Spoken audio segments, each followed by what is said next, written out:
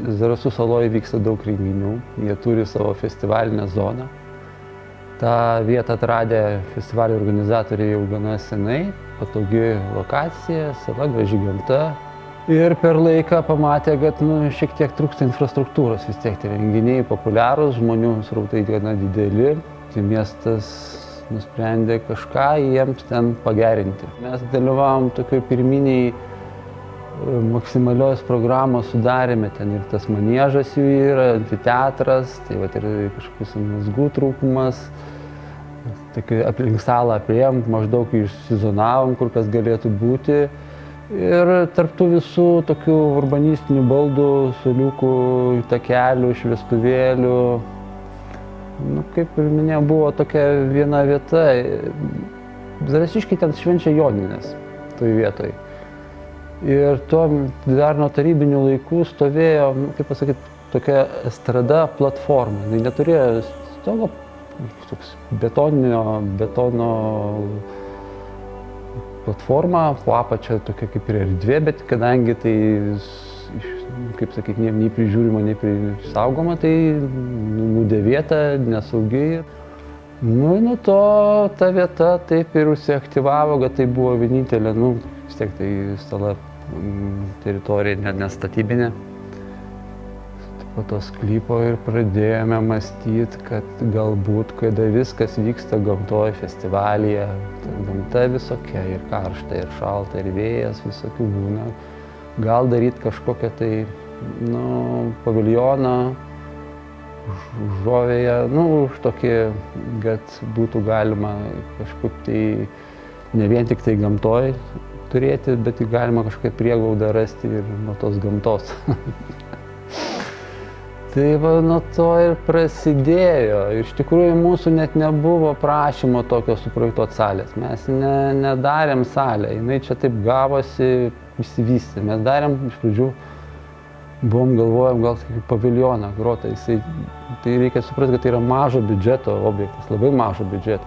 Ir reikia vis tiek, jeigu padarysi grotą nesaugu, vis tiek ten pradės rinktis neaišku eksploataciją, uždarom. Tai įstiklinom, kažkaip paskui tai tada ir vėdinimą reikia, biški to, taip jisai. Prioritetas ten yra gamta, ten visi eina dėl to, kad yra miškas, yra proskina, yra ežeras aplinkui. Ir ten, ką bedarytum, tu vis tiek tokia gana didelė invazija tą darai ir nesinori ten to, kaip esi vietoj, tai supranti, kad čia yra tas, kas turi likti. Tai sunku net kažkaip tai net nelimpa, kad kažką gali ant viršaus daryti, nes tada sala yra tokia gana, ten net salos iškyšulys yra, jis tai toks gana kompaktiškas, tai kaip pastatai, jeigu bet ką paviljoną mes ten galvotum, tai tokia centrinė kompozicija, tada išgriauna visą, ten žmonėms švęsti nebėra ką.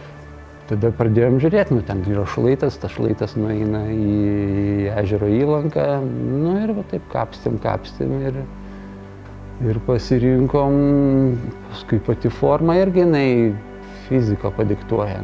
Tai vis tiek, kaip sakyti, 2 kiaušinis, visai atsparus kupolas gniuždymui ir mažiau betono, mažiau nieko, tokia klasikinė, paprasta fizikinė forma ir gavosi.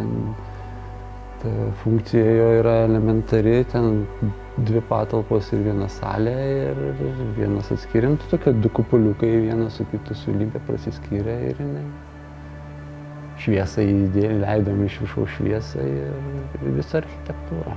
Konstruktyvas tai betonas, taip. Ir mes turėjom ir sąmatą turėjom tam objektui. Tai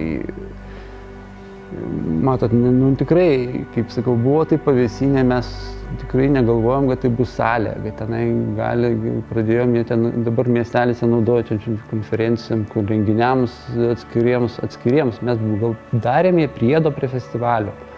Kad vyksta festivalis ir ten kokia nors zona ar lounge, ten, nežinau, atskiros muzikos, net ne apie muziką, apie infocentras, dar kažkas tai tokio renginiai, ten kur daug triukšmo, čia kažkas tai mažiau. Tai tokia, kaip sakyti, koloidinė skalė, taip kaip lenta lenkiasi, toks jis ir gavosi,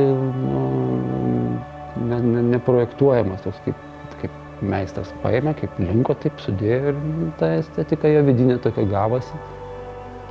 gal kažko tai ten detalių daugiau, nu ten atrodo tiek, kiek reikia, nu, net sakau, ten net šviestuvų nėra, nesuprojektavom nuo šviesos ir tik tai nešiojami kažkokie tai projekciniai daiktai yra.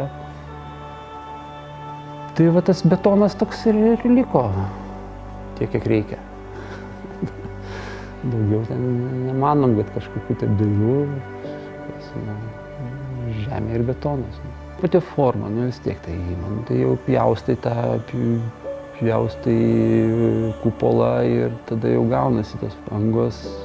Tai jo ir taip ir sorientuotas daugiau į ežero įlanką, kad iš ežero net tikrai mažai matosi. Tai tik tai stoglangio viršus, toks kaip stalas, net sunku jį atrasti, jeigu taip gerai nežinant, tai jis nuo tos neturi orientaciją į gamtą, į ežerą, šviesa.